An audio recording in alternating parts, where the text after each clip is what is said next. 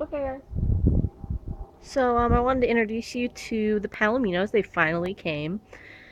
They got here on Wednesday, and today is Saturday, so I think they got here on the 26th or the 27th of February. I can't count back days, apparently. Pretty sure it's the 26th. I don't know. But today is the 1st of March, and I got to spend the morning with these guys, and I learned a little bit about their personalities. They're both very social and want to know what's going on at all times.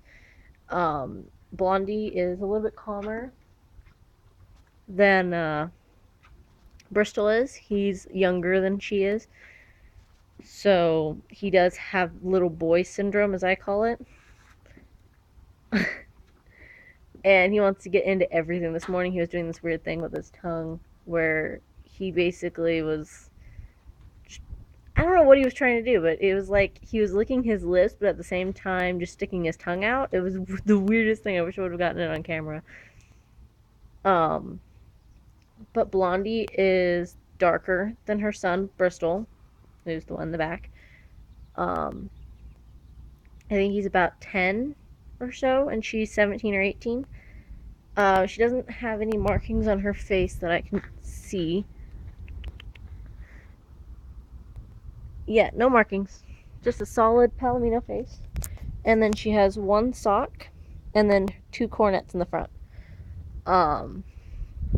But she's really cute. This hair here, why it's all curly, is because the wind knotted it up. And then Susan and I brushed it out. I think Bristol has that on him, but he's turned the wrong way, so you can't see it. But so he is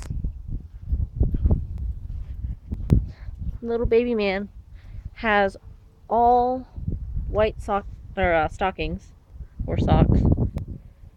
They look like socks. They might be stockings, though one of them, except for this one. That's the only one that doesn't have a white mark. And then he has a beautiful white face. Oh, look at that face.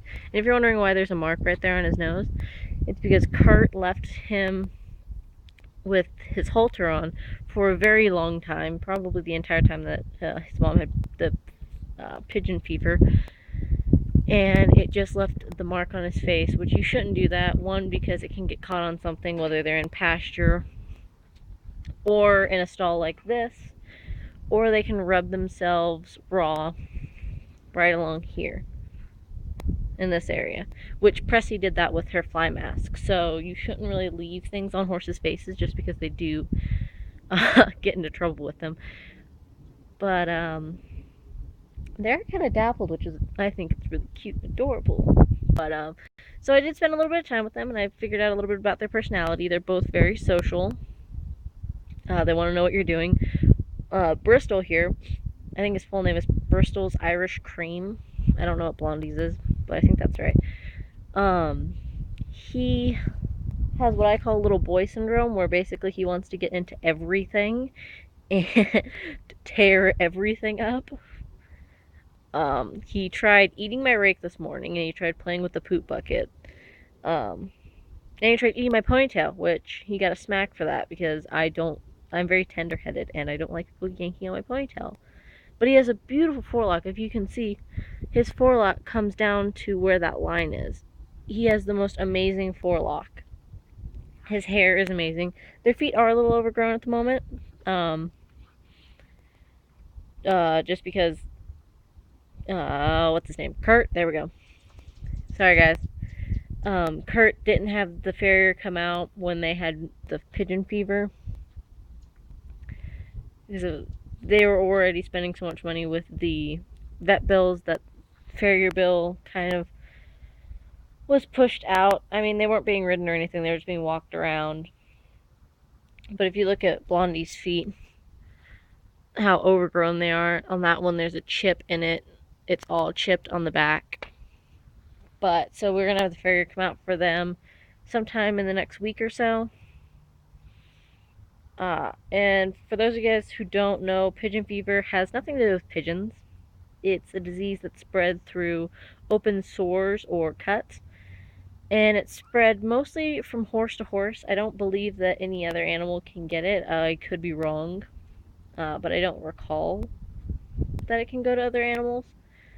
Um, And Bristol didn't have it. Oh, Waco, man. Yeah, I don't know if you guys can see Waco, but he laid down. Oh, man. He likes to lay down. Waco loves to take naps on the ground because his feet are bad. And I have an update for Waco in a minute once I explain why it took so long for these guys to get here. But, so they had their pigeon fever and they got it in, I want to say October or November. They were supposed, yeah, probably November. They were supposed to come out in November around the time that I came here. And I mentioned them in my barn tour video. And Bristol's wasn't so bad. He kicked it out of his system in about, let's say a month and a half. But Blondie's, it dug itself so deep into her body that it wasn't surface, and we thought that she was gonna die. That's how bad it was, and she's gotten a lot better. Her temperament was very mopey when she first got here. But what Susan and Larry say is that she's back to her normal self. She's a little bit calmer, and Bristol's a little bit calmer, which could be that they're still recovering and whatnot. I've had horses where they've recovered for about 3 months or so, and then they finally get back to how they were before. It just kind of depends on the horse. But Bristol this morning met me at the wall, which was cute. His little head was over, and he wanted to say hi.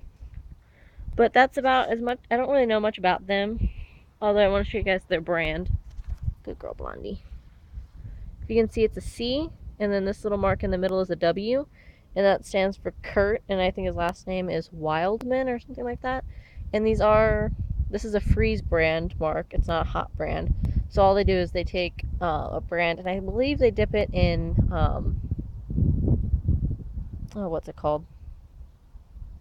Nitrogen, liquid nitrogen, and it freezes the metal, and then when they touch it to the skin, it kills the follicles, which is how they brand Mustangs, and my horse has one of those right along here on her neck.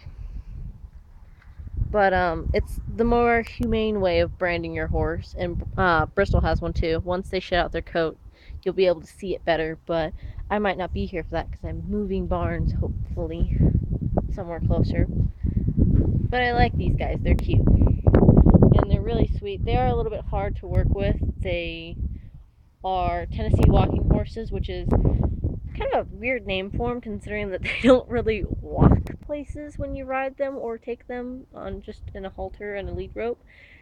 They are very powerful horses, and they have a lot more go than they do woe.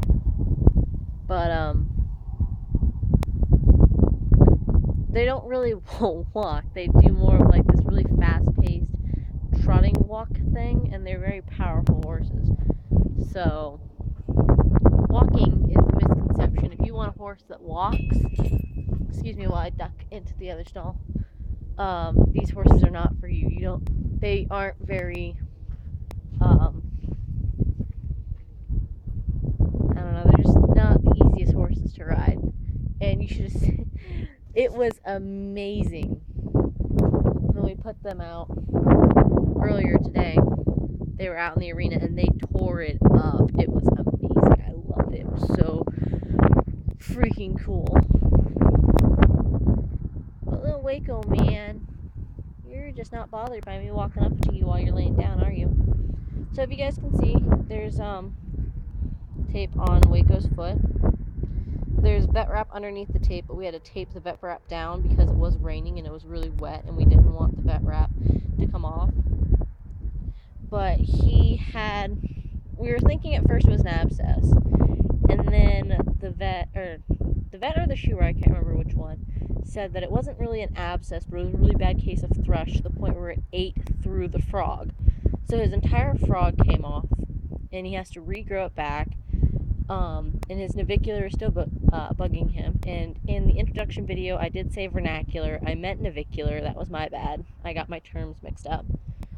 But we have some very bad news from little Waco, man. Amber, his owner, has given him up.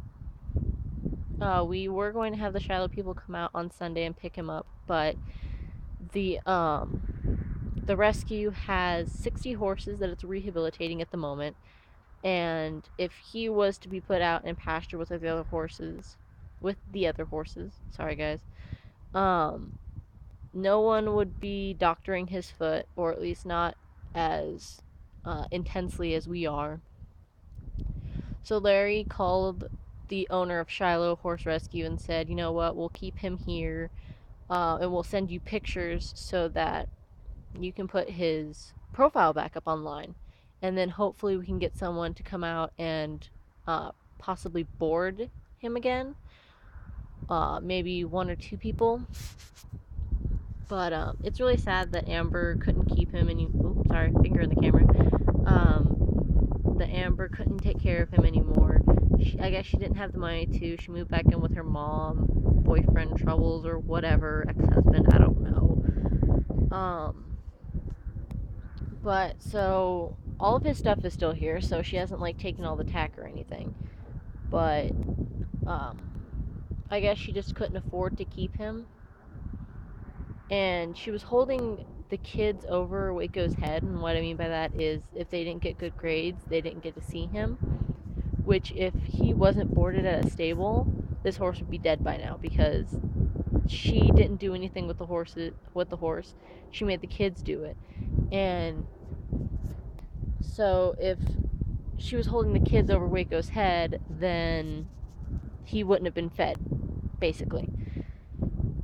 And she didn't really do a good job of taking care of him. His feet weren't done properly, which is why I don't want to use the shoer that we've been using.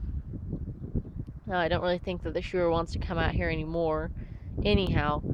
But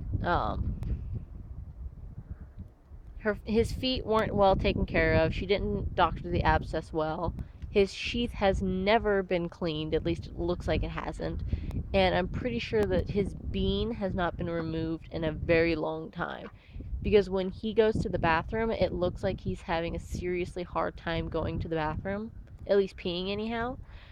And that tells me that the bean is blocking the urethra tube. And it just looks like it's really painful for him to go to the bathroom, which is sad. So we're going to get him all doctored up and clean him out and make sure that he has his feet done, he's got his sheath cleaned, he's brushed out daily, and he's getting some good weight on him, if you can tell. He's getting a nice little belly. His shoulders are still pretty bony. There isn't much muscle on his hindquarters or his shoulders. So we are trying to get his muscle tone back up, but we can't really do much until his hoof gets better. Though he has been walking a lot better. And he does like to lay down, so this isn't anything unusual for him. He likes to lay down and let his feet take a break from the navicular in his hooves, which is normal for horses that are either older or have hoof problems or joint problems. It's more common for them to lay down for longer periods of time. And I think it's really, really sweet that he just lays down, because it's just the sweetest little thing. And he'll sit here and sleep. I mean, it's to the point where you can go over and sit on him. That's how relaxed he is. You gonna get up? No? Just adjusting? Getting comfy? What are you doing, bud? But like I said, it's a little sad that Amber didn't take care of him the way that an owner should. But he's getting a lot better care now that Susan and Larry have taken over and Scott's left, because Scott didn't take very good care of him. And the reason why he had such bad thrush is because the stalls were always so wet and saturated in pee that it was just a breeding ground for thrush and possibly founder or laminitis. And all sorts of different hoof problems. It was bad. Which is why I'm glad that Susan and Larry have taken over the place and they have taken such good care of it. But anyhow, guys, this video got a little long. Sorry about that. Just a little update on what's going on at the barn. And we'll see you next time.